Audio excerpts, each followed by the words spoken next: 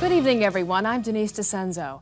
It's not often that Paul Newman gives interviews, but I had the opportunity to sit down and talk with the famous actor. He invited us to meet him in Westport, his hometown, because he has a special project. It's his camp for terminally ill children he has established in conjunction with Yale New Haven Hospital. To make it happen, he has to raise money from the public, corporations, his fans. So we talked. In the next half hour, you'll join me in that conversation about his reasons for starting the project, about his latest movie, his long-standing marriage, his auto racing. It's a rare look at one of America's most famous and popular actors. Now, you're not going to see Fast Eddie Felson, Butch Cassidy, Hud, or any of his other characters. You will meet a modest man who values his privacy, but who indeed has strong opinions and interesting comments. We begin our talk with how the idea of the camp came about.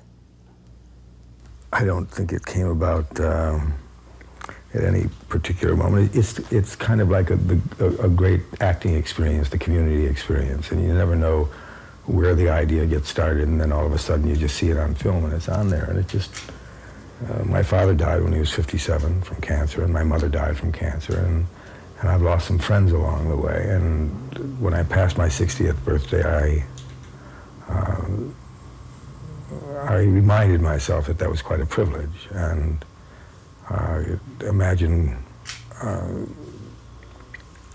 and I thought back and thought, well, if you're 8 years old and it's right down the pike, then you don't have that opportunity. And I don't know, it was just something that happened one morning. And how long ago was that? Well, I think it's been gelling for a couple of years now. What will it be like? Describe it for us. Well, in doing my homework, I was bewildered by the kind of hospital atmosphere in some of these places that are supposed to be outdoors, and I knew right away that wasn't going to work. And I went back in my head to the Hole in the Wall gang from Butch Cassidy, and even I remember my camp experiences, which were way back in the Stone Age. You weren't even born then, but and I remembered how special that was because it was of the period, and this is going to be closer to a turn of the century Oregon lumber camp than it's going to be to anything that anybody's ever seen before. Western decor. Well, it's going to have the smell of the West to it, yeah. The camp, called Hole in the Wall Gang, will be located on 300 acres in northeastern Connecticut on the Ashford-Eastford town line. Planned in cooperation with Yale New Haven Hospital, the camp is designed to offer desperately ill children a camping experience once reserved only for healthy kids. In Ashford, initial reaction is mixed. I'm just proud that he's even coming to this town. That's a tax-free proposition.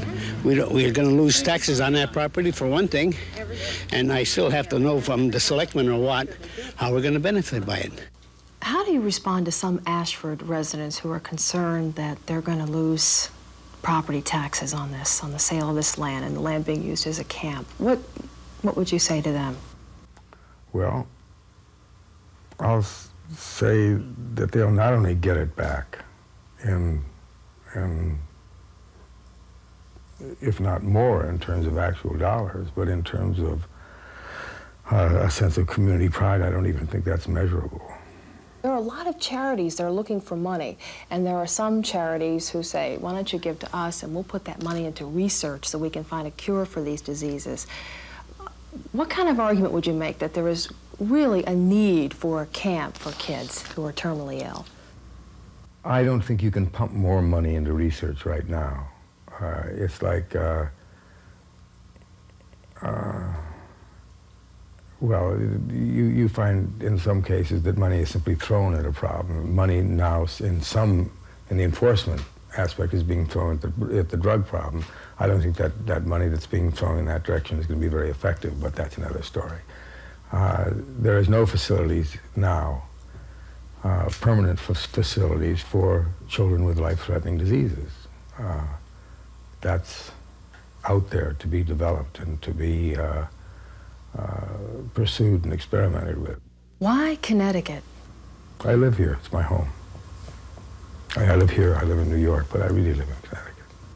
And Connecticut is home base for Newman's fundraising efforts. Half the $8 million cost of the camp is coming from the profits of Newman's Own, salad dressing, popcorn, and spaghetti sauce, a food line the actor says he started on a whim. Whenever I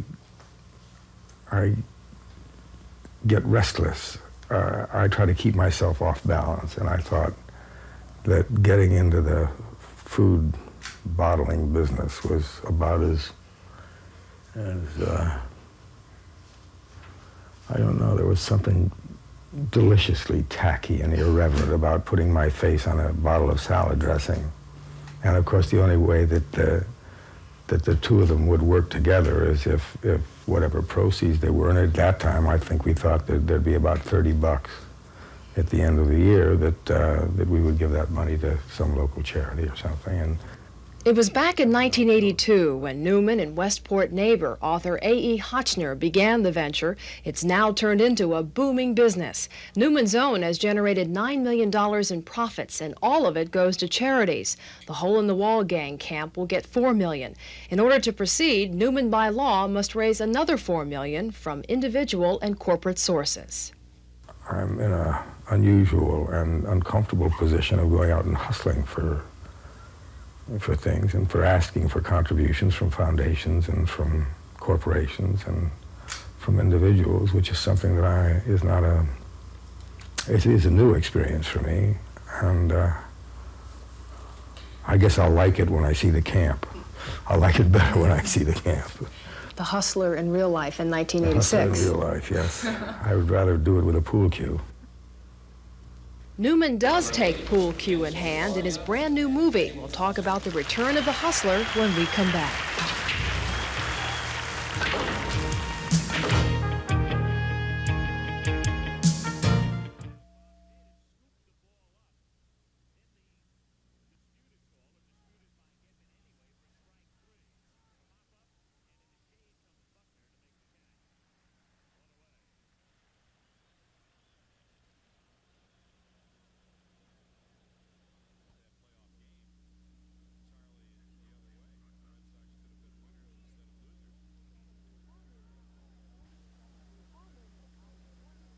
Paul Newman has made 47 movies. He's been nominated for the Academy Award 6 times. Last year, he received an honorary Oscar recognizing his career, something he was tempted not to accept. His movie characters stay with us. Cool Hand Luke, Michael Gilbert, who beats the press at its own game in Absence of Malice, and the alcoholic lawyer Frank Galvin in The Verdict. His roles are carefully chosen, Newman says, to test himself. And his latest part is no different. After 25 years, the hustler, Fast Eddie Felson, returns. He's still looking for the big score, but this time around, in The Color of Money, Fast Eddie is staking his bankroll on a young, sharp pool player played by Tom Cruise. Hey, Tommy, you should have seen Eddie play last night. Are we going to make some money today, or am I still talking to Our Lady of the Cue Balls? We'll make some money, definitely. I'm a wild man today. You ever hear of a hustle called Two Brothers and a Stranger? Yeah, that's the guy in the Bible with the many-colored coats, right? Oh. Hey, I'm joking, you guys. Come on. I'm just... Did I get through to you last night, kid? Because if I didn't, I'll run it by you another way. If you'd have kicked ass in any other place but Chalky's, Atlantic City would be dead for us. The guys never leave the street. Otherwise, it would be all around. Hey, let me tell you something. Last night, you know, people never talked to me like that before. You really talked to me. And I just want you to know that I appreciate it. And Okay. I want to thank you, for everything.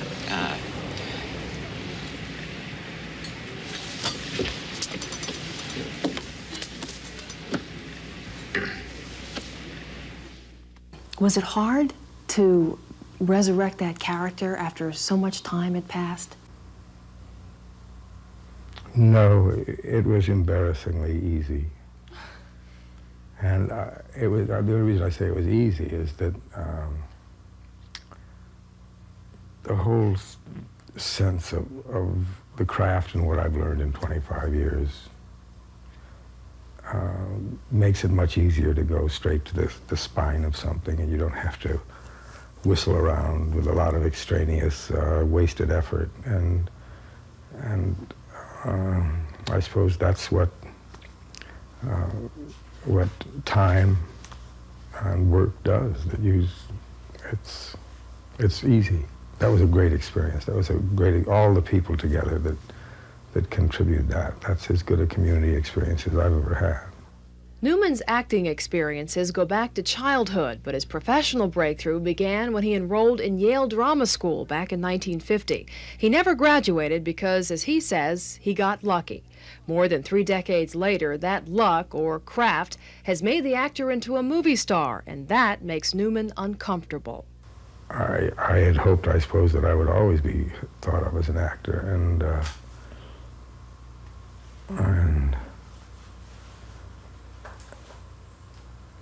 I think some other people got in the way of that, but it had nothing to do with what I was aiming toward. What do you mean by that? And I never aimed toward being a movie star. What did you want to be? An actor. What made you a movie star? Being an actor, I hope. But there's something, you have the whole sex appeal issue. I mean, that you're saying that's what made you the movie star. Is that a burden? I guess that's what the question I'm working at. Is that a burden? It's a filthy job, but somebody has to do it.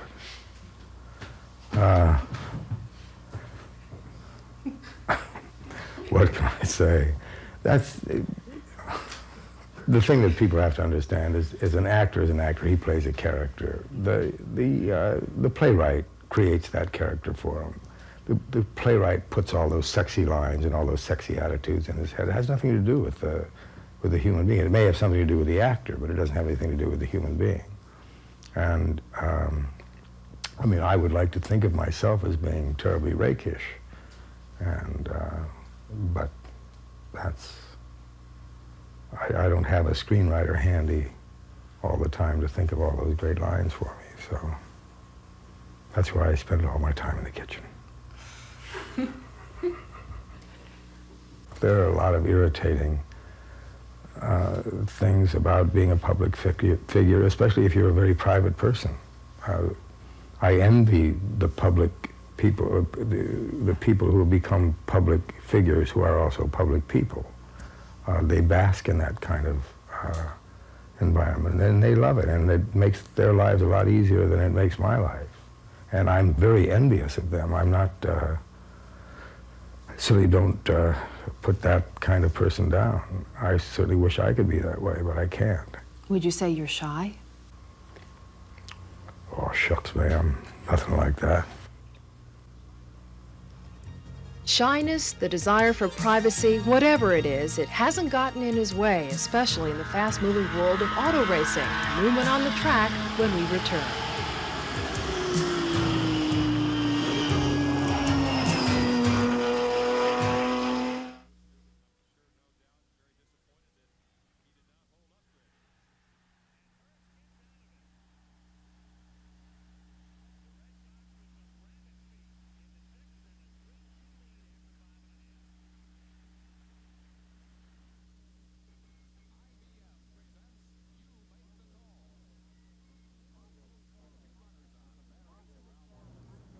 Paul Newman says he likes to keep himself off balance and that he hates being bored, especially by himself. Now that affects how he chooses his film roles and why he started his food business. And it's also why he got into auto racing. For nearly 15 years, he's been testing himself on the track, almost always against younger drivers, and he's been winning.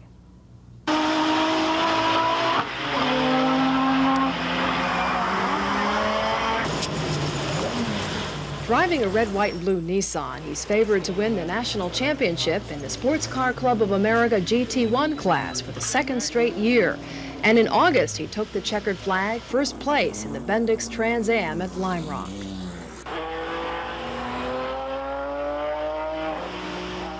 What is your next goal on the racetrack?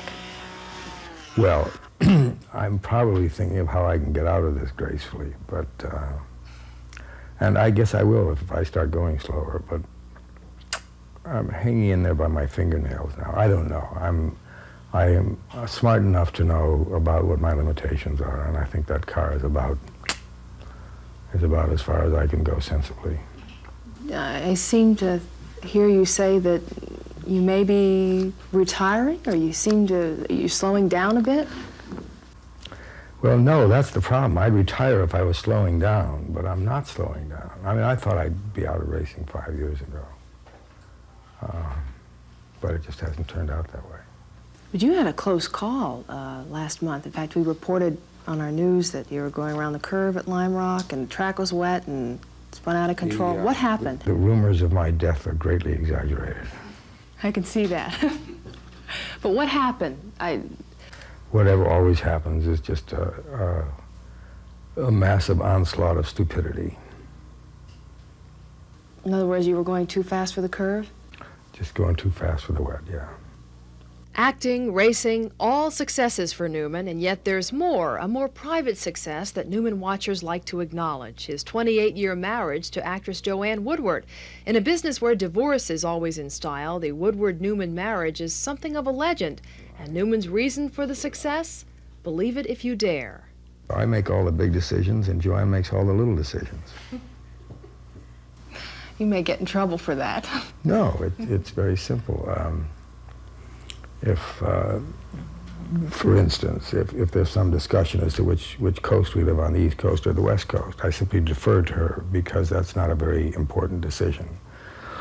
Or where the kids go to school, or if I like a script and she doesn't like the script, then I don't do the script because it's not important about things like that. And if she wants to buy a house or sell a house, then that's her decision. I don't get involved in stuff like that because I make the big decisions, like whether China gets into the United Nations. So that's a very simple way. She goes on through life making all these simple, irrelevant decisions, and I make the big decisions. And so we've been very comfortable. Tongue-in-cheek or not, Newman does approach things with a blend of irreverence and seriousness. How that fits into everything he does when we return.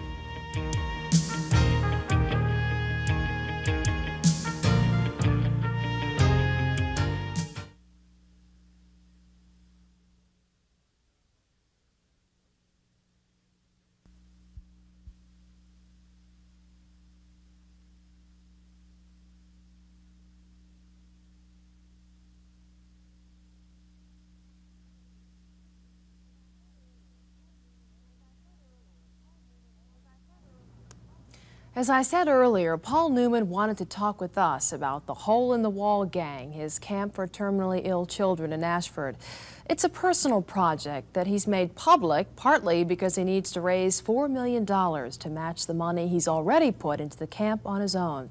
He's modest about his contribution, which actually is far greater than the money. And even after all those years as an actor, he still finds it difficult to accept praise. I want to read something to you that was in the paper today. This is in a letter to the editor, and the title of this letter is "Paul Newman Provides a Haven." I'm sure that on the day that Paul Newman announced his plan for a camp in Ashford for terminally ill children, there was a standing ovation in heaven by the angels who were once terminally ill children on earth. Only they can truly appreciate the greatness of Newman's endeavor. On earth, those children had to fit into the daily world of healthy children without solace for themselves. There was no haven for them to go to where it was all right to be sick. There was no place to put medicines, needles, hospitals, and the tears behind them to replace them with sunshine, laughter, and smiles. Some of that applause in heaven would have been from my son, Nicky. He was once a terminally ill child with nowhere to go to have fun and still be sick, and I'm sure he approves of Newman's efforts. Signed, Angela Easter, Enfield, Connecticut. Well, it says it all, doesn't it? There's nothing that you add to that. Does it make you want to open the camp yesterday? Well, it certainly does that, and but I don't know. I think in the most remote part of my senses, it's something that is almost automatic.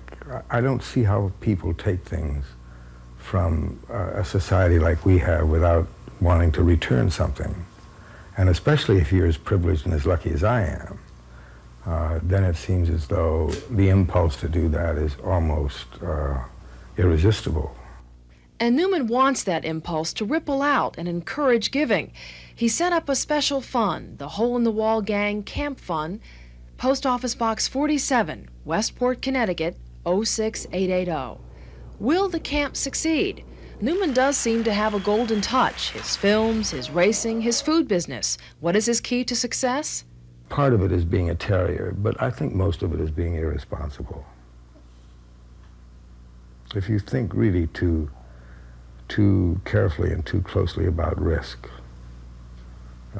then I suspect you don't really attack much. Attack being the key word. And so I have to sort out